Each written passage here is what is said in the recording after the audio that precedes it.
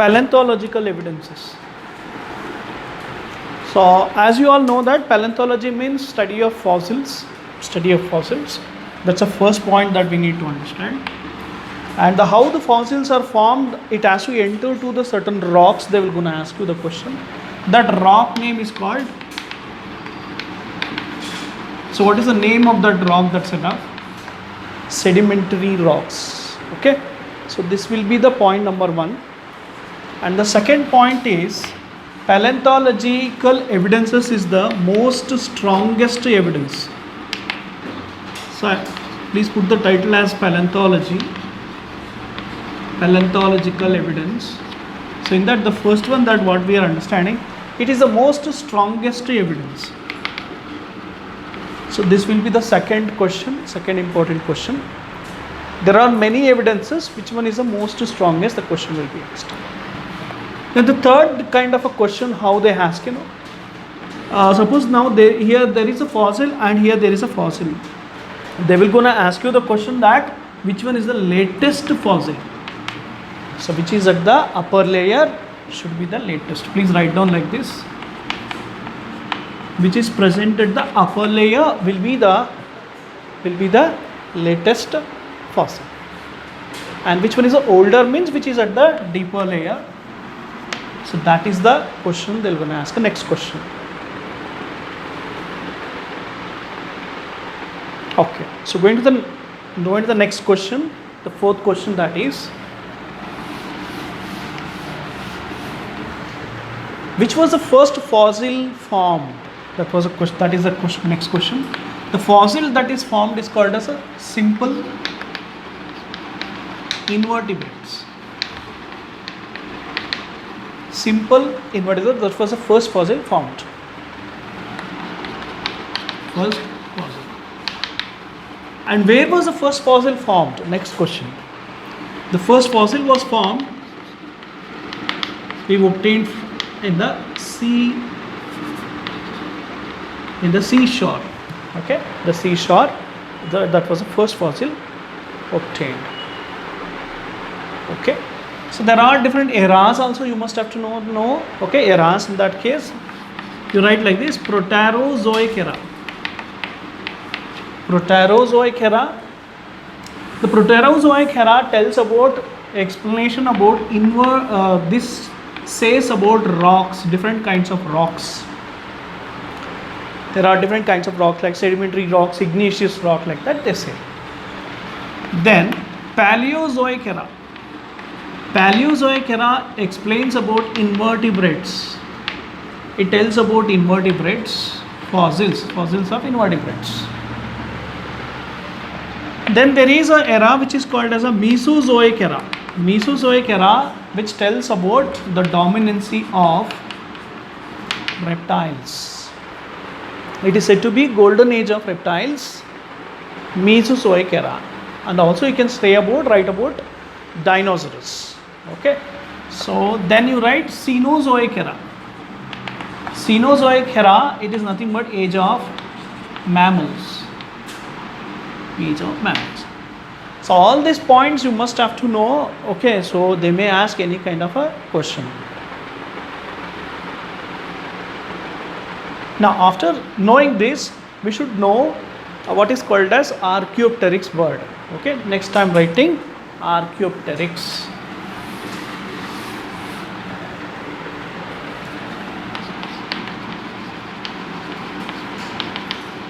Archaeopteryx bird, and now this is said to be fossil bird. This is said to be fossil bird, and you must have to know what is the speciality of this particular bird. It is said to be connecting link between. It is said to be connecting link between reptiles and birds. You can call it a connecting link, or you can also call it a missing link, because it has been missed up. Missing link also we call it. Okay, so Archaeopteryx is a connecting link between reptiles and birds. Next part that we need to understand, that what is exactly the reptilian characters are there as per the Archaeopteryx bird consent. The body looks lizard-like body. Please write down the lizard-like body. So that is the nature explains that it is, which is a reptile characteristics. And there is no what is called as the no joining of the last vertebrae. The last vertebrae are free actually. So there is no joining of the last vertebrae. If you come to the avian that is bird characteristic, it has got a beak, it has got some feathers. Okay, so these are all things. And here we can write teeth also, the reptilian characteristic, beak, feathers. Okay, and here you can also write there is no pneumatic bones. Pneumatic bones, you already know it. Pneumatic bones, that's a speciality. So there is no pneumatic bones. Okay, so by this we can able to understand that these are the characteristics explains that the Archaeopteryx bird is a connecting link between reptiles and birds. Where exactly the question they are asking, that is only we are just picking it. Okay, so that's our Archaeopteryx. Now what else we have to know in the paleontology is petrification. Next you write petrification. Petrification.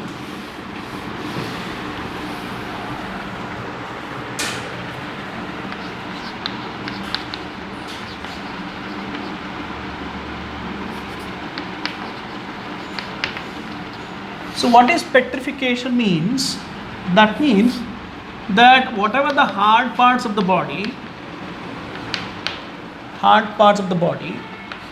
that is organic matter, is converted into inorganic or molecule by molecule. Molecule by molecule it is converted. Okay, the hard parts, whatever we say, the dead body hard parts, which is made up of organic matter, so that will be converted in inorganic matter or molecule by molecule by these things. So it should undergo with the contact with this kind of things, that is iron pyrites, silica. Okay, so if it goes with this kind of things, then only it can be converted into molecule by molecule. The conversion can occur. Okay, iron pyrites, silica you write, or even the calcium carbonate. So by this it can able to convert it. So this process is called as a petrification. The question comes, only the hard parts will become fossil. Mainly the hard parts will become fossil. Even the soft parts also can, there is a chance of becoming the fossil. But majorly hard parts only will become what? Fossil. Okay. So that is a question. You concentrate in this particular, that is petrification is a process. Even other than the petrification also, there is a chance of getting the fossil. How like because of the contact with the oil, because of the contact with the tar, ash, snow or resin substances or amber substances also, the fossil can be formed.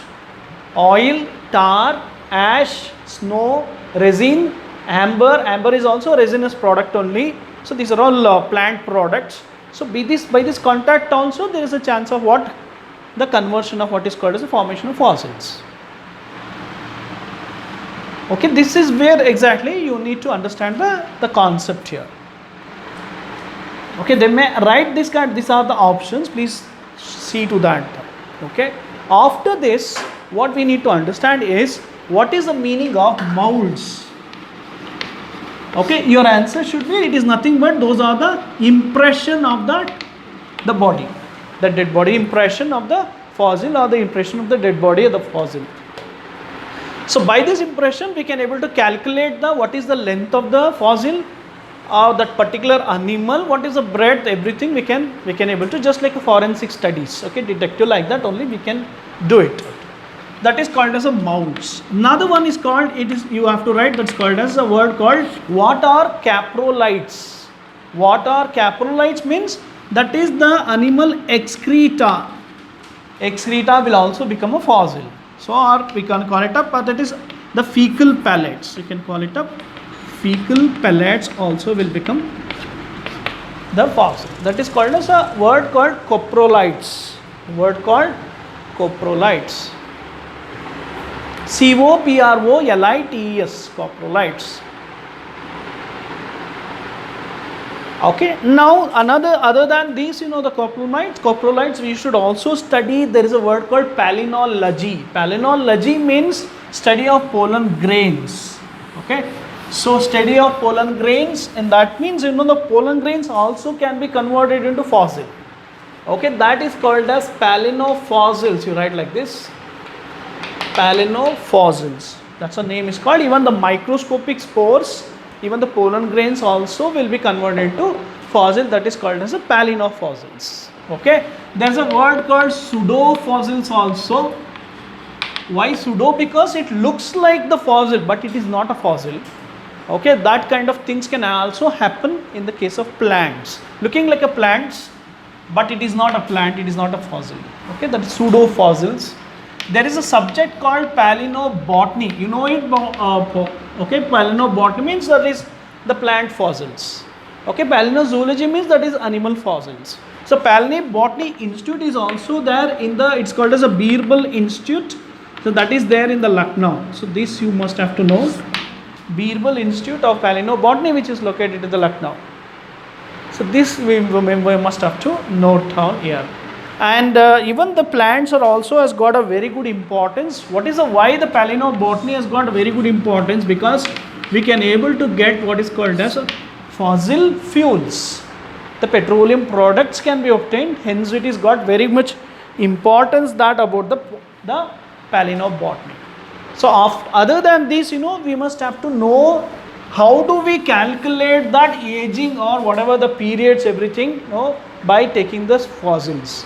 So that is what is called as, one is called, that is called as a radioactivity method. So radioactivity method, by this we can able to calculate what is exactly. In that case, that what we have understood here is the elements which will be, which will be in the form of unstable radioisotope will be converted into a stable radioisotope. Now that is where exactly radioactivity plays an important role. In that case, we have understood there are different methods of the radioactivity dating methods, we call it up.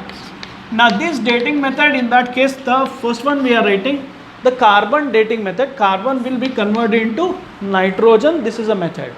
By this method, we can say that the animal lived 70,000 years back. Okay, by this we can able to deal that. And there is what is called as a potassium argon method. Potassium argon method, by this we can say 1.3 billion years ago the animal lived. So that we can able to calculate. And we also have uranium and lead method. By this we can even up to we can go for 4.5 billion years ago. This has been calculated by radioactivity, that is T off is equal to 0.693 divided by lambda, like this. By this formula now we calculated that radioactivity. Okay, so other than this, which is the latest, they will gonna ask you the question. Latest means that is electron spin resonance method, you have to say. Electron spin resonance method is the latest one, and this is the accurate one. But the other three, whatever we said, it is just approximate calculations. Okay, so this about the paleontology. That finishes paleontological evidences.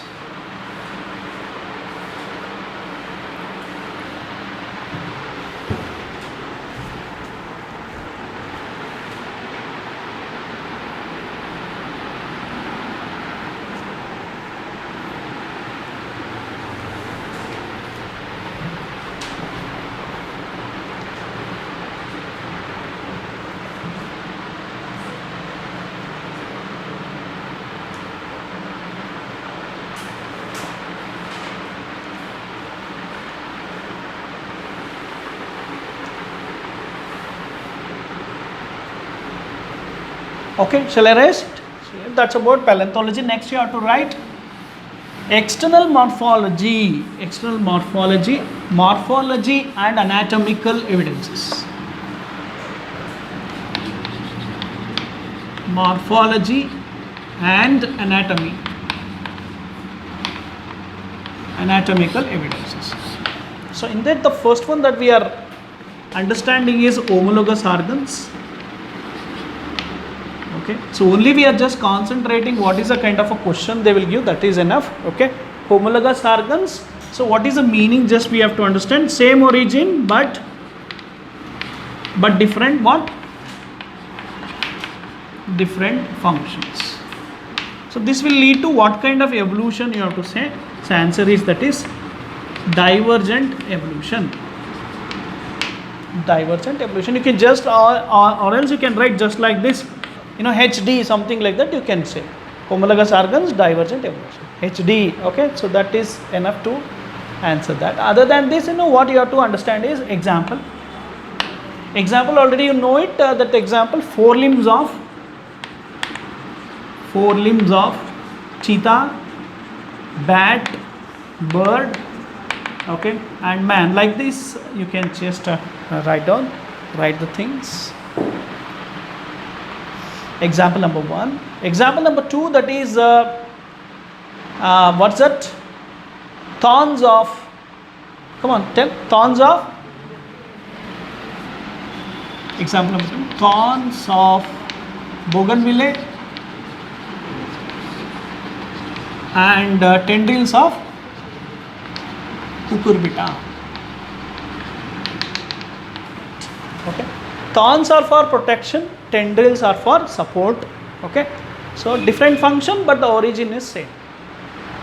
So these two example, if you can remember, you can able to write thorns of bougainvillea and tendrils of cucurbita. Other than this, if they ask, mouth parts of cockroach, like that, mouth parts of insect, like that, they'll ask, or else some brain structure, heart structure of vertebrates, like that also they'll gonna ask. Okay, number 2, you write analogous organs.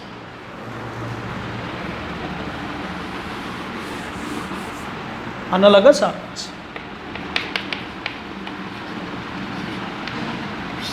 Now, analogous organs, in the sense that what we are understanding is same function, am I right?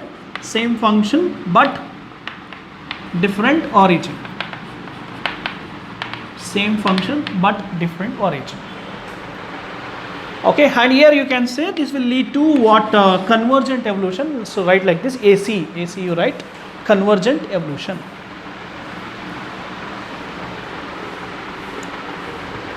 Why there will be a same function? Because of the same lifestyle, same ecological niche. So the same function will happen. Why different function in the homologous? Because of what is different needs, dissimilar needs, like that you can analogous. What are the examples for this? Example, there are 4 examples you have to know. 4 different examples you must have to write, in the case of analogous organs. In the first one you write the wings of butterfly and bird. The wings of the butterfly and the bird, both are function is that is same, that is for flying, but the origin is different. That is, origin for the butterfly is integument means skin. Okay, whereas in the birds it is 4 limbs are converted into wings. That is the first one. Then you have to say about eye of octopus and you can say cat or something. Okay, eye of the octopus and the eye of whatever, whether both the eyes are for vision only, but the arrangement of the retina in the octopus is different and in the cat is different. That you have to write. That's it. Then after that you have to tell about the flippers in the case of penguin and dolphin. Okay. The flippers are, both the things are used for swimming only, but the look wise when we talk it is totally different. Okay, the flippers of the penguin totally different and the dolphin is different. Then you have to write about the sweet potato and the potato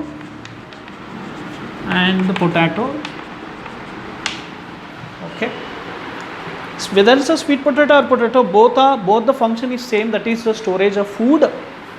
But the sweet potato, it is of root modification, whereas a potato is stem modification. These 4 examples you must have to know in the case of analogous organs. The number three that what we have in the case of morphology and morphology, that is called as we call it a vestigial organs. Vestigial. So vestigial organs in the sense which are not in use, which is dysfunctional, but earlier it was in use. Okay, we call it up. Those are the remnant. Remnant means residue. Those are the remnant or the residues. Earlier it was in use, but now it is dysfunctional. So the vestigial organs, whatever the list of the examples also you must have to know, that's it. Other than that, nothing there is a question. So I'll just write the list of the vestigial organs. You can write the limbs of the python. Limbs of the python. So that you write. Okay. So keep on writing that. So these are all words they will gonna ask. You must have to see. Wisdom tooth, appendix, nictitating membrane, auricular muscles in the sense that is ear muscles, and nipple in the case of man. All this we are referring in the case of man only.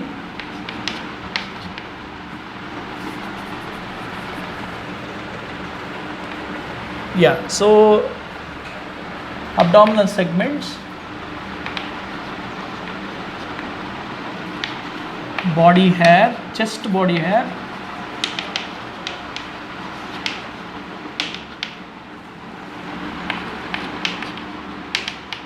so these are all as considered to be, these are all should be considered as what? The vestigial organs.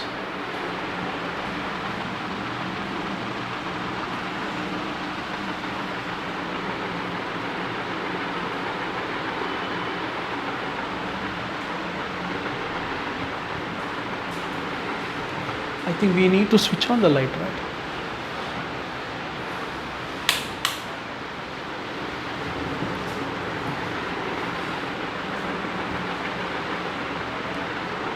That's about the vestigial organs. Then after this, we need to go for the next is called as atavism. Please write atavism. Visha, where you are writing? Over? Aditi, over?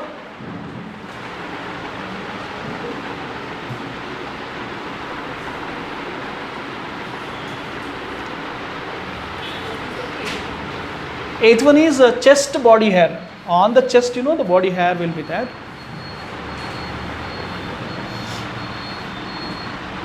Not only in the case of man or the animals, even in the case of plants also, there are what is called as a vestigial organs. That is the pistils, okay, the stamen, stigma, all this can become a. So that's why there is a difference. What is called as the flower has been classified into male flower and female flower. Okay. So next you write atavism. Atavism means what? What is atavism? Means sudden reappearance of ancestral characteristics. Sudden reappearance of ancestral means old character, ancestral characteristic has been suddenly appeared. Okay. So that is called as atavism. What are the examples for that? Also you have to write down. So that is a baby has got a tail. Tail appeared in the baby. Tail appeared in newborn baby.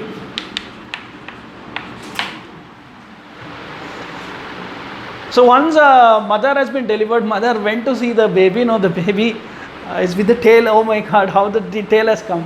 She was very shocked, right? So this has happened, such incident. Then again they did the surgery and then they cut that. It would have been, we should wait that whether it will grow or not. It has happened. Tail appeared in the newborn baby. That's one of the examples. Second example is long body hairs. Just like long body hair in the sense, just like chimpanzee, monkey. Okay. So the hair should come like this. Okay. So that is suddenly appeared like that. And the long canines also, that is obviously we all know that carnivorous, the flesh eating they will have long, so that is a animal behavior has been has been come. That is what you need to understand. Other than this, trifoliate, citrus leaf, trifoliate citrus leaf. That is also another example. It's in the case of a leaf, and it's in the case of plant. So this is about the atavism. Okay. After that, you have to write. There is a word called connecting link. Connecting link.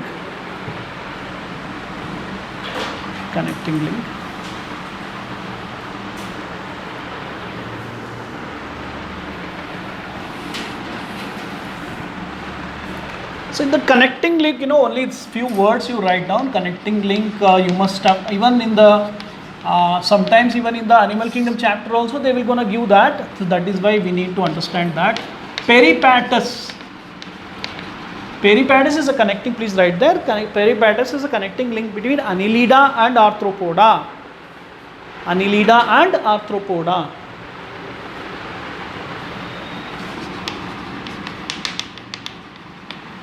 Next you write Neophilina, which is a connecting link between Annelida and Mollusca.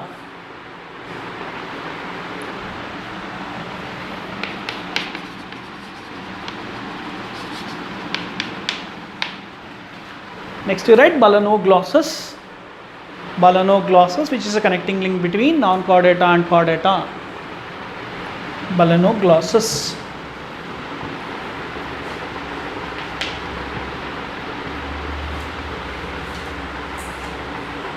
Next you write, they'll gonna ask this, that's why we are writing Latimeria, that's a fish.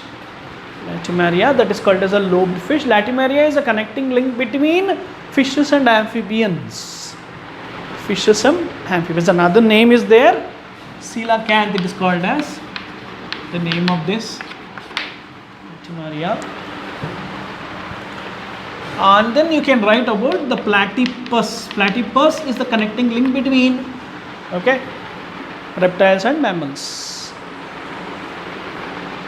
Platypus, reptiles and mammals, which is egg-laying mammal. That's why it has been called up like that, egg-laying mammal.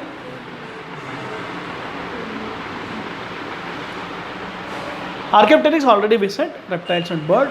Other than this, if they ask you, going to ask you the question Euglena, then it is a connecting link between plants and animals you have to tell about because of the chlorophyll. Okay, so that you have to, that's about the connecting link, that's about external morphology and also the anatomy part of it. The next you have to write embryology, embryological evidences.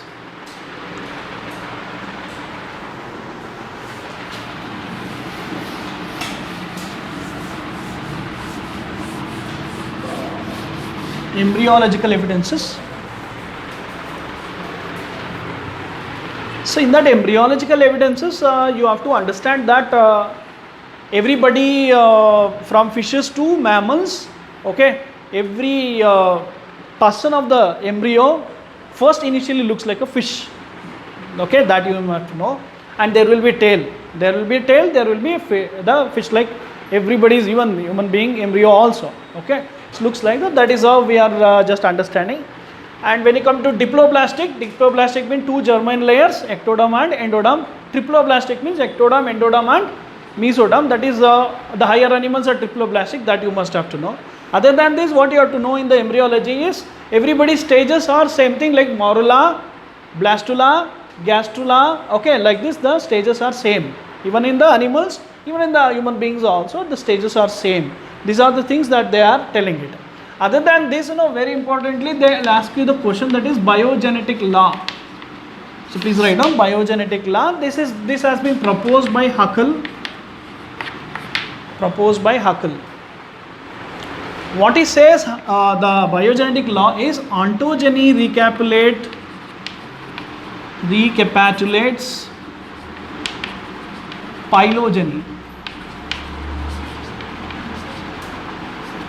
So that is a particular statement given by the Haeckel. Ontogeny recapitulates phylogeny. What is ontogeny means? Embryonic development. During embryonic development, that means embryonic development in the sense larval stages. Recapitulates means something will be repeated. What repeats is phylogeny. Phylogeny means Evolutionary, that is something old characteristics will repeat in which stage? In the larval stage. In the larval stage, something the old character has been repeated. That is what they are saying. Or you can say simply, you can just write the word history repeats. History repeats. So example that what they have taken is the example that is tadpole larva. Tadpole larva is a example they are taking, and they are explaining. The person by name Huckle has been explaining this. Tadpole larva has gills for respiration purpose. So it has got what? Gills. Actually the gills should be there in the fishes, not in the amphibians. Tadpole larva is a larva of frog. Okay, so that is an amphibian, but this is a fish. In that case, tadpole larva has what? Gills. That means in the embryonic development of the larval stages, the previous or phylogeny means before, the older one characteristics has been appeared. That is what they are telling. So here in the exam nothing, you have to read this statement and you have to know this example. That's it. Okay, so that is embryological evidences. Other than this, if they want to ask a temporary evidences, you write temporary evidences. Just like that, you write temporary evidences under the embryology only. In that example you write. So what they are saying is, even the birds are also had teeth. The birds are also had teeth. The embryo of the bird will have teeth. So later it will disappear. Okay, that is what they say. Even the whale will also have the body hair during their embryonic stages. Okay, so that is what they are explaining here in this particular concept of it. Okay.